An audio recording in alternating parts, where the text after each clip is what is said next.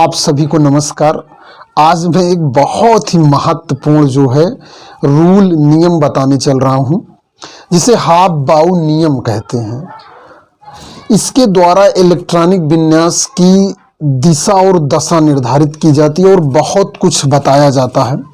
देखिए, सबसे पहले ये जानिए कि हाफ बाउ किसी वैज्ञानिक का नाम नहीं है।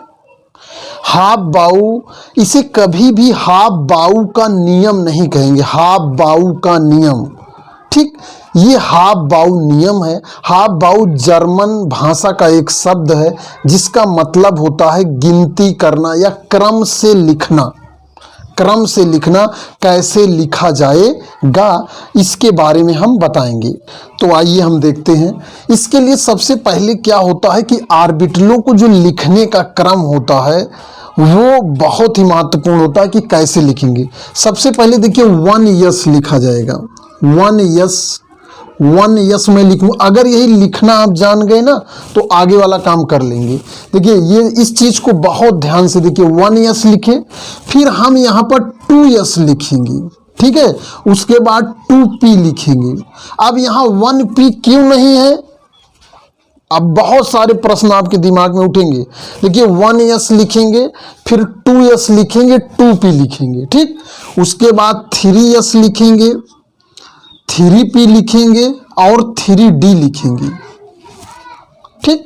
फिर उसके बाद 4s लिखेंगे। आप क्या लिखेंगे? 4s लिखेंगे, 4p लिखेंगे, 4d लिखेंगे, उसके बाद 4f लिखेंगे। फिर उसके बाद देखिए एक एक बढ़ रहा है। एक में एक है, दो में दो है, तीन में तीन है, चार में चार है। फिर 5s लिखेंगे, आपका 5s लिखा जाएगा।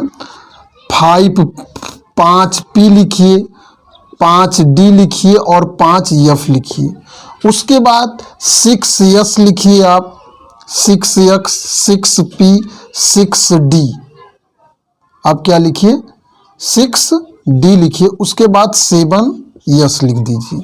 यहाँ तक आते आते जो 120 तत्व जितने होते हैं पूरी आवर्तसारणी कवर हो जाती है।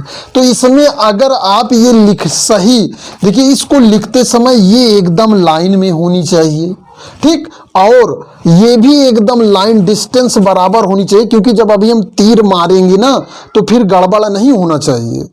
और ये एक बार में नहीं आता, आपको बार बार प्रैक्टिस करने के बाद ये आएगा। देखिए इसमें क्या होता है, ऐसे अब हम एक ऐसे लाइन खींच देंगे। देखिए तिरछा, ऐसे तिरछी आप लाइन खींच दीजिए, ऐसे करके ये ऐसे मार दीजिए, ठीक है। फिर दूसरी ऐसे मार दीजिए, ठीक।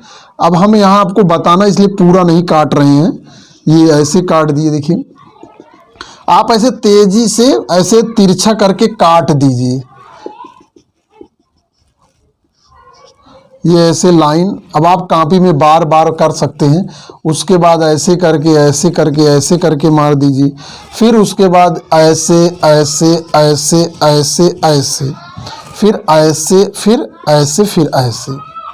देखिए यहाँ पर जब ऐसे आप काट देंगे तिरछा, एकदम इसे जल्दी जल्दी सर सर काटेंगे ना, एकदम कॉपी पे आप अगर हम पूरा काट देंगे तो ये दिखेगा नहीं, ठीक है। तो यहाँ पर क्या हुआ, अब आपको इसका जो ये सिर है इसकी पूंछ से मिला देना है। ऐसे ये 1s में आएगा, फिर ऐसे ये घूम के जाएगा, इसमें 2s में मिलेगा, फिर घूम के जाएगा तो 2p में मिलेगा, 3s जाएगा तो फिर ये 3p में मिलेगा। लेकिन देखिए जब ये 4s जाता है ना तो ये 3d में मिलता है। मैंने स्कैंडियम में आपको पहले तत्व में बताया कि ये जो 4s पहले भरता है, फिर 3d भरता है, फिर 5s के बाद 4d भरता है, फिर 6s के बाद 4f भरता है, ठीक है। ये इस तरह आप इसे बनाएंगे। अब आप ये ध्यान से देखेंगे, जब ऐसे काटे 1s, 2s, 2p, 6, 3s, 2, 3p, 4s, 2, 3d, 4p और 5s। देखिए पहले आप ऐसे ऐसे करके जल्दी जल्दी काट लीजिए। अगर आप हॉरिजॉन्टल यानी कि आप इस तरह एकदम सही दूरी पर बनाए हुए हैं और इस तरह भी सही दूरी पे बनाए हैं तो आपका ऐसे ऐसे एकदम आसानी से कट जाता है। यही वो नियम है, यही वो तरीका है जिससे जो है ऑर्बिटलों में इलेक्ट्रॉन एनर्जी लेवल के अनुसार भरते हैं। देखिए कहीं कहीं आप किताबों में देखेंगे, आप किताबों में क्या पाएंगे कि ये हाफ बाउ के अनुसार ना देकर वो नंबर ऑर्बिटल के आधार पर भी दे सकता है, तो वो भी गलत नहीं है। लेकिन अगर कभी आपसे पूछा जाए कि इलेक्ट्रॉनिक विन्यास आपको परीक्षाओं में लिखना है, आपसे पूछा गया, तो आप इसी का फॉलो करेंगे, क्योंकि यही जो है सबसे लेटेस्ट और रिसेंट रूल है जिसके अनुसार जो है इलेक्ट्रॉनिक विन्यास किया जाता है। तो अभी हमने आपको ये जो स्कैंडियम, जैसे मान लीजिए स्कैंडियम देख लीजिए 21, जो सबसे पहला, इसमें 1s2 2s2 2p6 3s2, ये स्कैंडियम रहने दीजिए। अब ये आप एक इलेक्ट्रॉनिक विन्यास देखते हैं, आपने अगर एटम प्लेलिस्ट में देखिए तो आप जो है एक तरफ से आपको बताया गया है एक एक इलेक्ट्रॉनिक विन्यास करके। अब यहाँ पर आप देखिए, जैसे मान लीजिए हम ऑक्सीजन का करते हैं, ऑक्सीजन का 8 होता है, तो 1s2 2s2 2p4।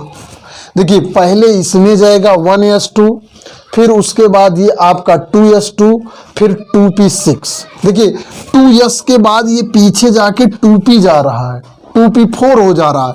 आपको ये पहले से पता है कि s में 2 इलेक्ट्रॉन हो सकते हैं, p में 6 इलेक्ट्रॉन हो सकते हैं, d में 10 इलेक्ट्रॉन हो सकते हैं, f में 14 इलेक्ट्रॉन हो सकते हैं। ठीक, तो जो रास्ते में पड़ता जाएगा उसके इलेक्ट्रॉनों को पहले हम भरते हुए आगे बढ़ते रहेंगे। तो इसका जो एक ही नियम है भैया कि इसे जो है कॉपी में आप बार बार बनाकर बार बार प्रैक्टिस कर लें। जब भी आपको 20 से ज़्यादा 20 या कहीं 18 से ज़्यादा का परमाणु क्रमांक का आपको इलेक्ट्रॉनिक विन्यास करना है, तो आसानी से सबसे पहले इसको एक कॉपी में साइड में बना लें। परीक्षा दे रहे हैं तो आपको बाएं तरफ रफ कार्य मिलता है, तो उसमें आप जो है इसको बना लीजिए ताकि कोई गलती ना हो। क्योंकि अगर आपको चीज़ें आ रही हैं, आने के साथ यदि गलत हो जाता है परीक्षा में तो बड़ा दुख होता है कि भाई मुझे आ रहा था, नियम भी मुझे पता था, अगर हम इसे कॉपी में बना लेते तो हमारा जो है बहुत आसानी से जो है परीक्षा में हल हो जाता। तो इसलिए बच्चों, तो आशा करते हैं कि हाफ बाउ का नियम नहीं, ये सब छोटी छोटी चीज़ें, बहुत बारीक चीज़ें हैं कि ये हाफ बाउ का नियम नहीं है, ये हाफ बाउ नियम है। हाफ बाउ का जर्मन शब्द भाषा का मतलब होता है निर्माण, क्रम से निर्माण करना। ठीक, तो इससे आप बनाएंगे, इसी के आधार पर अब आपको बड़े बड़े इलेक्ट्रॉनिक विन्यास जो है आपको सिखाए जाएंगे और आप सीखेंगे और आपको बड़ा अच्छा लगेगा, इसे कॉपी में आप बना लेंगे। तो इस वीडियो में इतना ही, धन्यवाद।